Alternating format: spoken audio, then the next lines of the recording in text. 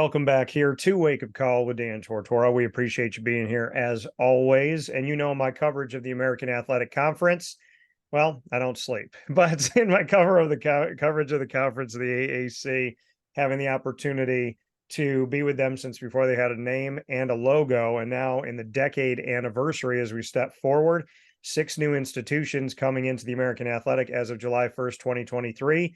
And picture in picture with me, no stranger to the broadcast, is Mike Hill, Director of Athletics at UNC Charlotte for the 49ers. We've spent the last couple years speaking with one another. And as we embark on the official fall season and academic everything that's going on academically with classes, we're in it now. This is AAC for real, Mike. Can you feel it? Is it in the air finally at UNC Charlotte?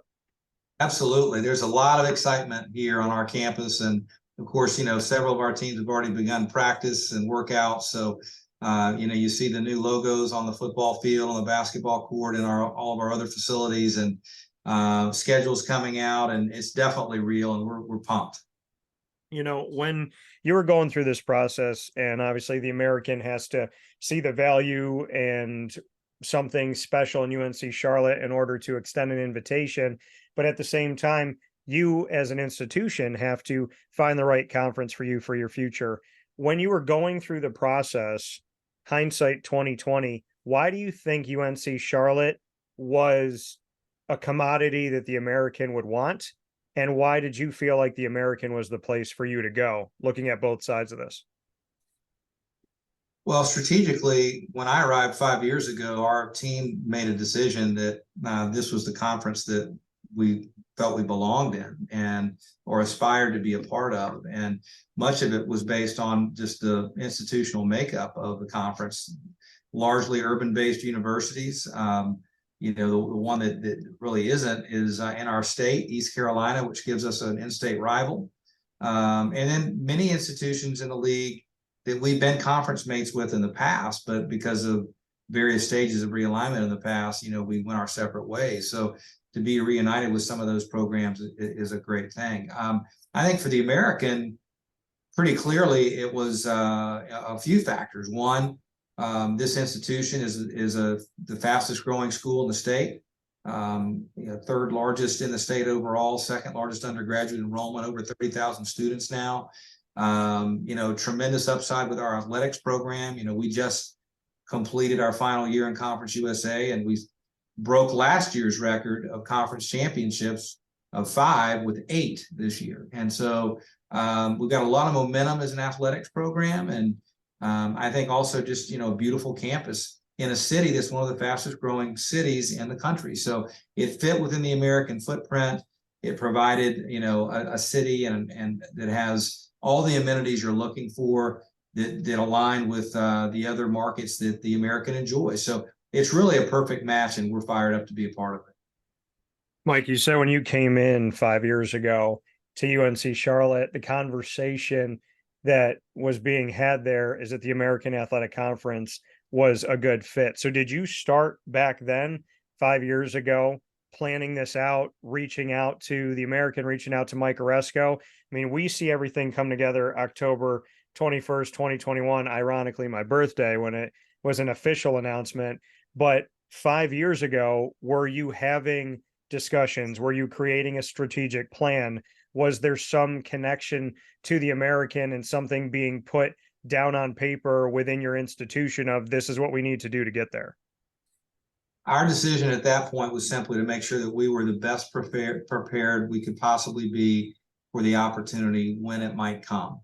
There are a lot of variables that are outside of your control when it comes to invitations to conferences, realignment, et cetera. But what we could try to control was our own performance and what, we were capable of doing and being able to share our story in a compelling way. And so that is, in the end, the tack that we took. Now, we have relationships, I've known Mike Oresco for 20 plus years, since his days at CBS Sports and my days in the Southeastern Conference at Florida. And so we've known Mike for a long time.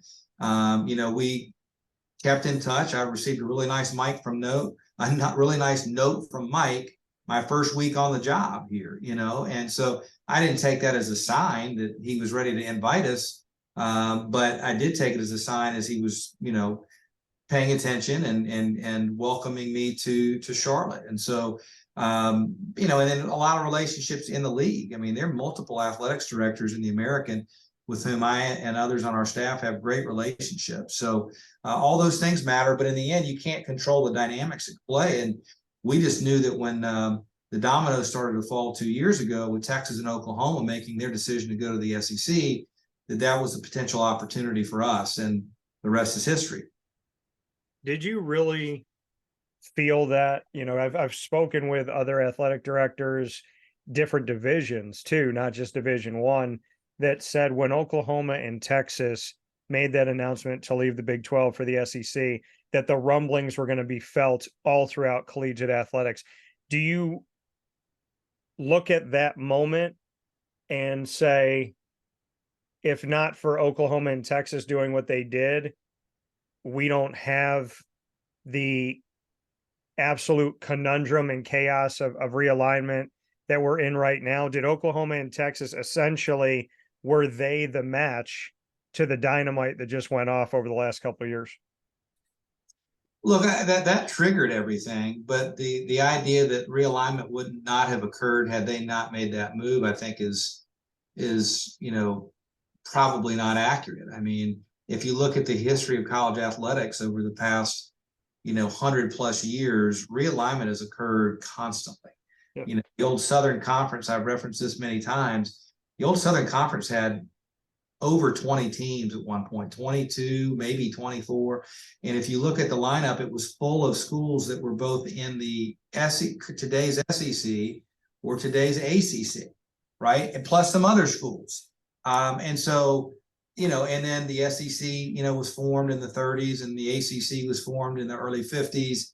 Realignment has happened, for decades upon decades. So yeah, Texas and Oklahoma not made the move and they'd stayed in the Big 12, things would look different today than they do right now. But that doesn't necessarily mean that USC and UCLA still wouldn't have gone to the Big 10. They might have, yeah, and they still would have seen, impact. So, but for us in our current path, it absolutely made an impact. And with you coming from UNC Chapel Hill, when we look at, these UNC and University of North Carolina at schools, do you go away from that when you're promoting a UNC Charlotte, coming from Chapel Hill and getting your Bachelor's of Arts degree in political science communications? I know you were a student assistant there for the sports information office from 88 to 90 and graduating in 1990. When you have a connection to UNC Chapel Hill, and there's other UNCs within the state, obviously, does Charlotte say Charlotte 49ers, or is it UNC Charlotte? How do you envision kind of the branding of what you want? Because typically when people see UNC, they think Tar Heel. So how do you find your own way through all of that? Sure. Well, our institution is the University of North Carolina, Charlotte. Athletics here has gone by the Charlotte 49ers for the better part of 23 years now, and that hasn't changed. So we do not use UNC Charlotte in athletics references. We simply go by Charlotte. The institution, when we rebranded as an institution and went with the All NC logo that you see here on my shirt, the institution adopted that when we launched this brand as the athletics brand. And the institution also made the decision that it would reference itself as Charlotte, moving forward after initial UNC Charlotte references. So, for example, the institution puts out a press release. The first reference to the institution will be UNC Charlotte, but then after that, it's just Charlotte. And that's how our school has positioned itself. But athletics were the Charlotte 49ers, and that was by design because there is a lot of confusion, with UNC Chapel Hill, and especially with UNC Chapel Hill, because Chapel Hill starts with a C, UNC Charlotte starts with a C, UNC Charlotte, Chapel Hill, and there's still some confusion. And honestly, it's a sore spot for a lot of our fans and a lot of our alums, because we're not UNC Chapel Hill. We are UNC Charlotte, and we're very proud of that, and we have our own identity. So I think athletics here has done a nice job of, even before my arrival here, of establishing itself simply as Charlotte, and we continue to push that brand. And like spoke about pushing that brand of Charlotte, when the brand of your school is the name of this city that you're within, that we talked about, is fastly growing and doing so many wonderful things. And I've been able to see the evolution and the growth because I've spent the last decade coming down to Charlotte outside of a COVID year, getting to see Charlotte really every year within the last 10 years or so. So when you have Charlotte 49ers and you have the city of Charlotte, what do you think that does for you, for your branding, to be associated in parallel of simply saying Charlotte, so that when people think of the city, you hope that they'll think of you? It matters a lot. I mean, that's another big piece of referencing ourselves as Charlotte, is we're proud of our city, and we know the city is proud of this institution. And so we want to align ourselves with one of the fastest growing cities in the country. It's where we are. It's where we're located. It's where 80,000 of our alums reside. A lot of the major headquarters in uptown Charlotte now, including Bank of America, Truist, others, their buildings are loaded with Charlotte 49er grads. In fact, predominantly Charlotte 49er graduates. And so, it's important for us that we own our city, and it's really important for us that our city owns our institution. Coming here from Mike Hill, Director of Athletics at Charlotte here for the 49ers. Mike, I had the opportunity to tour the football facilities and spend some time with Tom Whitestone, which was very nice, and with the staff as well, and get to see the things that are there and some visions for the future. For the football facilities or facilities in general, what can you tell us of what could be coming? Because I know seating wise for the football stadium, there's some thoughts on what can be improved and different things that can happen. I know that a tented area to provide a VIP and also some cover is there as well as an option. And then getting to see simple things like painting certain things or taking one logo off and putting the All-In-C logo on. Just what you could tell us about what's happening with the facilities at Charlotte and what could be to come. Well, we launched our facility master vision a little over a year ago, called Evergreen, and it includes some improvements to our football stadium, which, by the way, is not very old, and it's beautiful. You saw it, right? It's just a little over 10 years old. It was built at the time for a football program that was intending to be an FCS level program for a few years before moving up. 15,300 seats, but you saw wide concourses. It was designed to be expanded.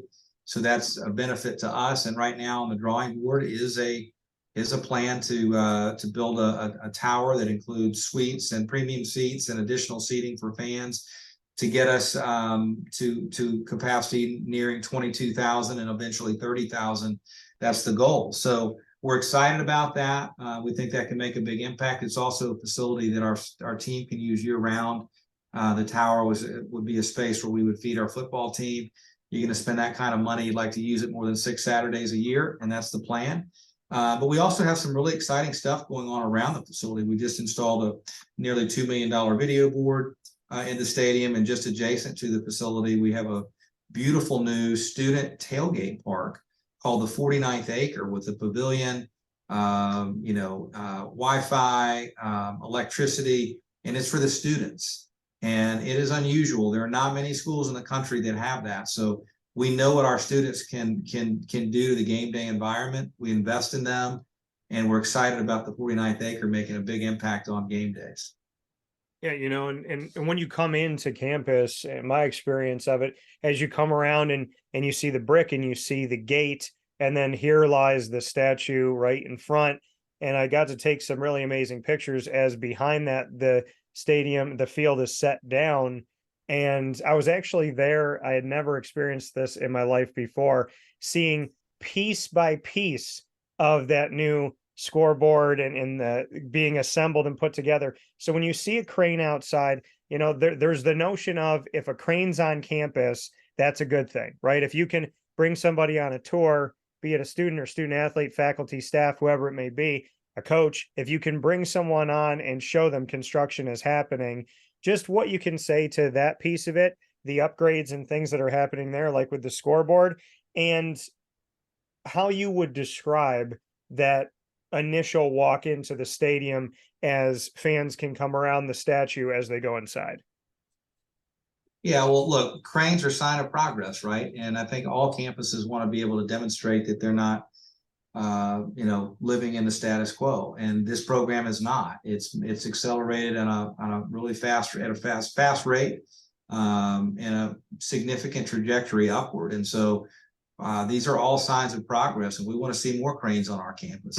Those are good things. In terms of our facility, it's really beautiful. It's right in the heart of the research part of our campus. Beautiful red brick everywhere, green space, and you can look sort of into our stadium from the upper road that leads to campus up on Tryon, and it's a beautiful vista into our facility. And in fact, our future expansion plans, we've designed it to keep that one end open so that people can still see inside of the facility from up high when they're entering campus. So it's beautifully designed. I wish I could take credit for it. It was done before me, my predecessor, Judy Rose, and her team, and they did a great job, and we're excited to build upon that.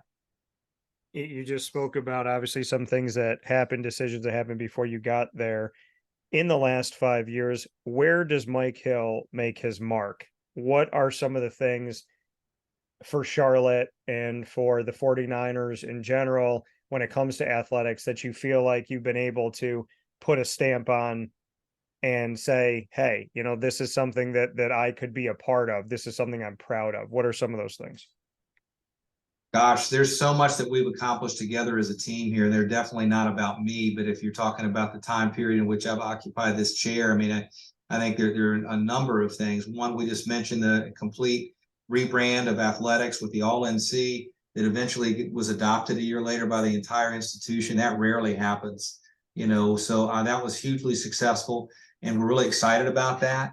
Our invitation to the American, which is one of the premier conferences in the country, was another significant move for us, and we're thrilled and excited about that. The launch and the announcement of our Evergreen Master Facility vision that includes, phase one of projects such as the football stadium, basketball lockers, new softball facility, office and locker complex, soccer lacrosse stadium, new baseball clubhouse.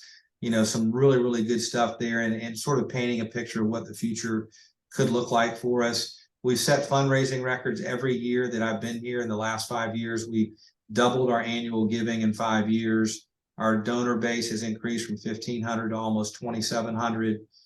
So significant interest in the program. And look, competitive excellence. I referenced this earlier, but to win 8 Conference USA championships last year, we have 18 sports. So that means almost half of our teams won their conference championship in a league with 14 schools, 13 competitors. So, that tells you a lot. I think in some first-time NCAA tournament teams last year, our softball team, first NCAA appearance ever after winning the regular season title. Our women's tennis team made the NCAA tournament for the first time ever as well. So these are landmarks. These are historic, right? And look, honestly, too, I look at football and basketball.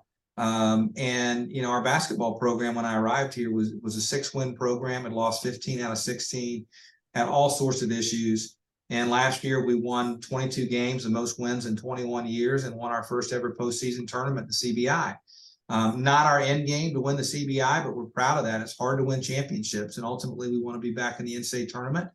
And I'd say in 5 years, going from 6 wins to 22 is progress. Even football, and obviously we made a coaching change a year ago, which was really difficult because, our previous coach led us to our first ever winning season and our first ever bowl bid, which is something we accomplished in my second year here. And the interest, frankly, in our program had grown a lot since we first arrived. It was a 1-win program the year before I arrived. And, 2 years later, we won 7 games, went to our first bowl game, and set attendance records and had unbelievable student attendance. So, and then lastly, just overall, I think, we've established an expectation here that just being average is not okay. We're in it to compete for every single sport we have to try to win a championship.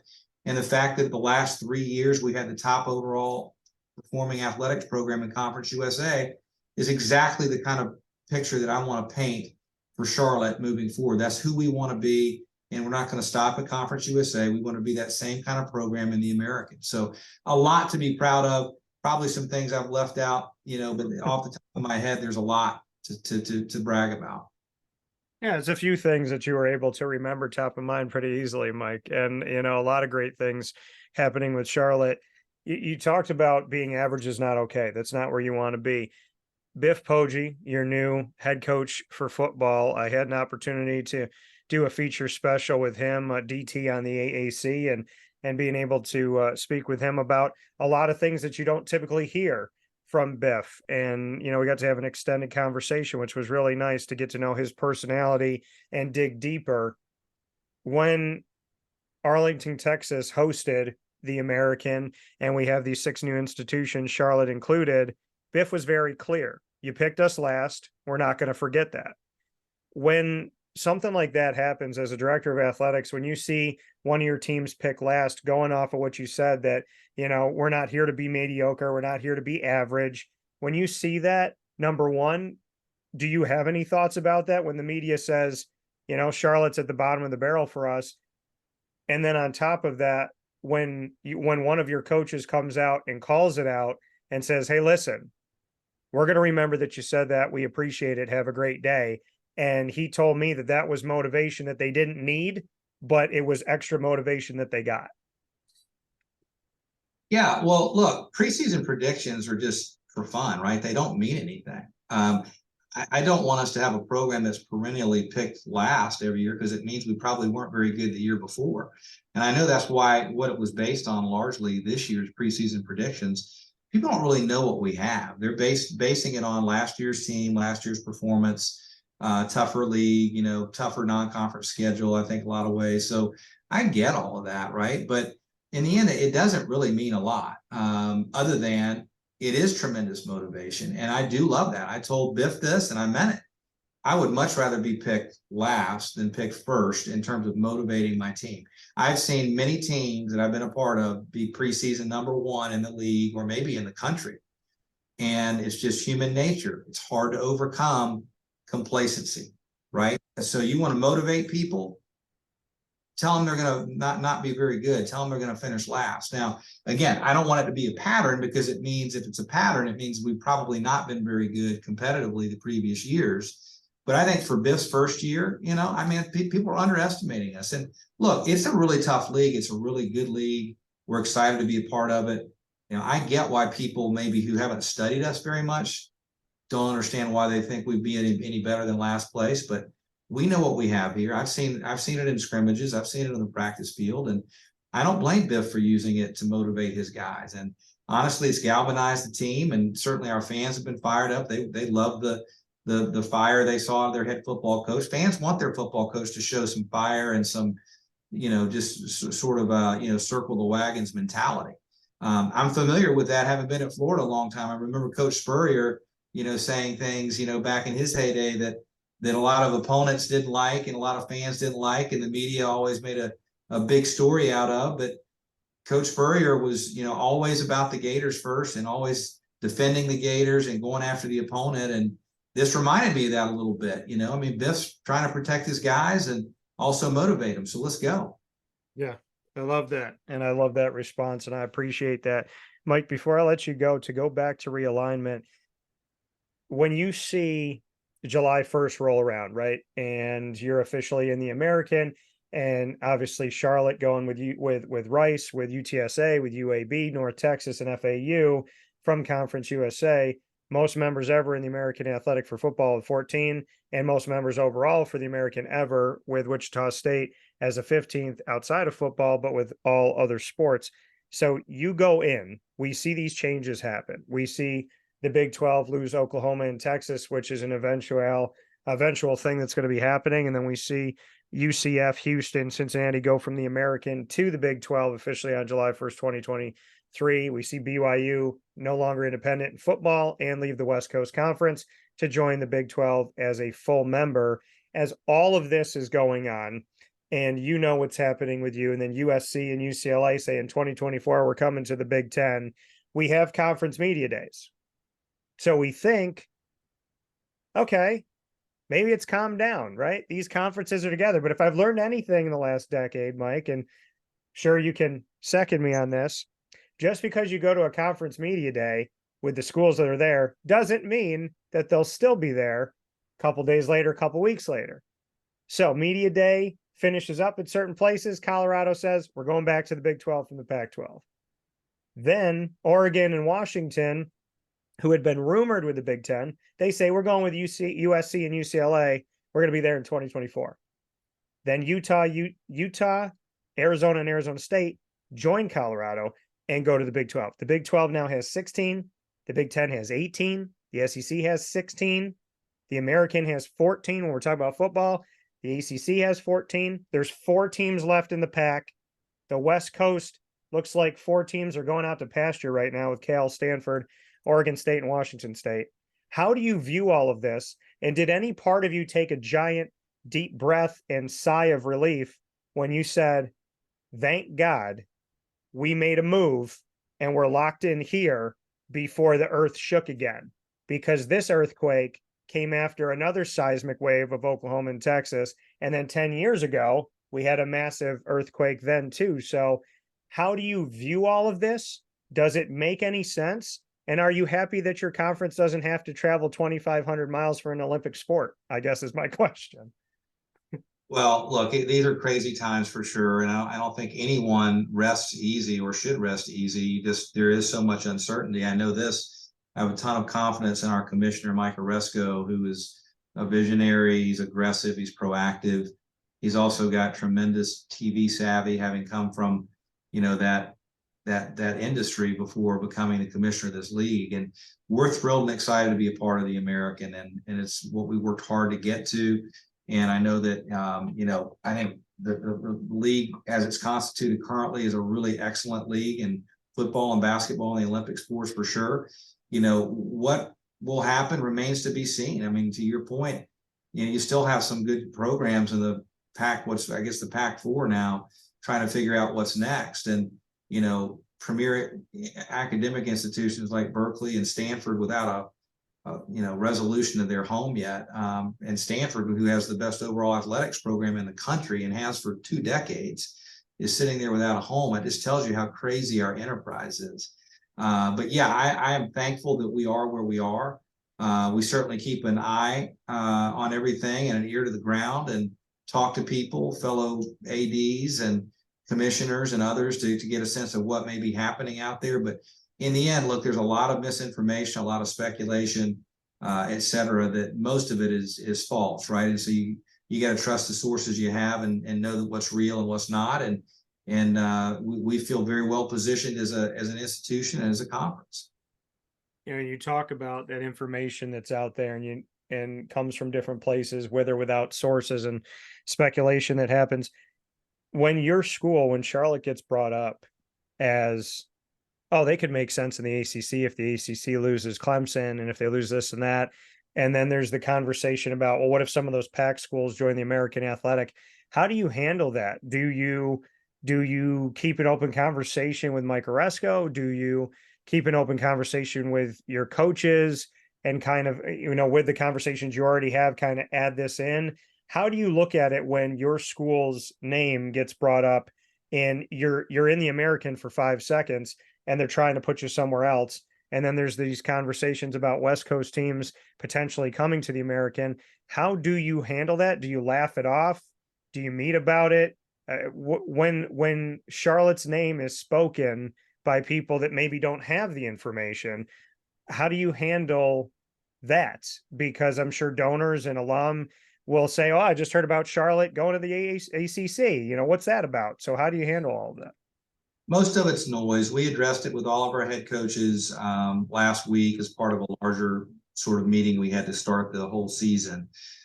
And my message was simply, it's sort of like what I mentioned earlier 5 years ago. Our strategy to position ourselves to the American was, let's worry about ourselves, because there's certain elements we can't control. It doesn't mean that we remain ignorant of the world around us and that we don't know what's going on and we don't remain engaged and communicate and be strategic. But at the same time, there's some things that are out of our control. I do get regular updates. We get regular updates from our commissioner, who's fantastic and has done a really good job of keeping the ADs and the chancellors informed of what's going on to the extent that he knows, And with our coaches last week and our staff, I said, don't worry about all the realignment rumors. Just know that we're in a good place. We're in a good league. And, let's put our heads down and get to work. Mike Hill, Director of Athletics, Charlotte 49ers. In closing, Mike, mental health, travel, Olympic sports, there's a lot of poor, I guess, publicity over the realignment, especially when it's across country now. There's a view of where is the mental health, where's the academic side, where is, students not being able to sleep in their own bed, the conversation of Olympic sports. Are you going to bus schools across country from UCF to Arizona? Are you going to take your, field hockey team from USC to Penn State? And I looked at, I clocked some of these at 29 hours, 38 hours if you drive straight through, 2,000 miles, 2,500 miles. What are your thoughts on this as the enterprise claims to care about the student athlete experience? We don't always see that. And with mental health, travel, school, and long trips, as well as Olympic sports, not getting private charters to and from places where they can go somewhere and be somewhere else in a couple hours. How do you view all of this? Because the Olympic sport, mental health, student side of student athlete seems to be at risk right now with the enterprise. Well, mental health is a critical topic that we talk about a lot, and it's not just lip service. I know what we've done here to build out our mental health services for our student athletes in the last 5 years, and we're really proud of that. And we provide some excellent resources for our 400 plus student athletes. In terms of the mental toll that it may take on student athletes who are involved in conferences that have these cross-country treks, look, travel, the demands of student athletes as it is are significant between classwork, study hall, strength and conditioning, practice, travel, competition, community service, all sorts of commitments that they have. It is not easy to be a student athlete. It's rewarding, but it's also a lot of hard work, and they end up becoming tremendous time managers. But we talk about this with our athletes all the time, the importance of their mental health and having the strength and the comfort to go ask for help if they need it. And we've provided those resources. In terms of the toll that realignment could take on athletes, we're not really in that position here at Charlotte. I mean, we're flying, commercially to most places. There may be a few charters for some sports, but for the most part, it's commercially. We can fly direct anywhere almost from Charlotte. I don't think you're going to see a lot of teams busing from UCF to Arizona. They're gonna jump on a plane, and it's not gonna be a charter, unless maybe it's football or maybe basketball, but it'll be commercial, and I think the same holds true for a lot of the other sports. I am not in any way diminishing or minimizing the impact of travel on student athletes for those who are in far-flung leagues. That's something that I think all leagues are trying to work through. But again, for us, I think here in our situation, which is what I'm most concerned about, I feel really, really good about what we've got in place. And do you feel, with the Olympic sports, because that's kind of a focus right now in a spotlight of if all these moves are made for football or football and basketball, or in some schools basketball, what about the Olympic sports? Like you said, you're concerned with where you are. How important and how special are the Olympic sports to you? And is there anything that you'd like to see nationally to really respect all student athletes? Because when we see realignment, a lot of times we see the drive by college football. And speaking with student athletes from so many different sports, I feel like you can echo me on this, is that every sport matters and they should be treated equally as student athletes and not in some type of a hierarchy.